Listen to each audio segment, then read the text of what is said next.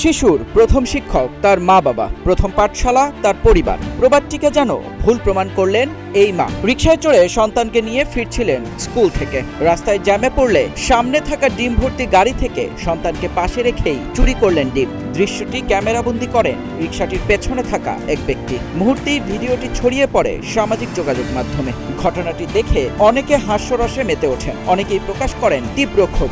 ভিডিওর কমেন্ট বক্সে মিজান নামের একজন লিখেছেন, হায় রে বাঙালি, দুইটা ডিমের লোভ সংবরণ করতে পারে না। সন্তানকে স্কুলে পড়িয়ে কি করবেন উনি? তার থেকে ভালো চোর বানাক। আরাফাত হাজারি নামের একজন লিখেছেন, এই মা বাবাই আশা করে তাদের ছেলে মেয়ে বড় হয়ে ভালো হবে, সুসন্তান হবে, তাদের সেবা যত্ন করবে। এটা কি আদৌ সম্ভব? মেহেদী ইসলাম সোহাগ, গ্রিন টিভি ডিজিটাল।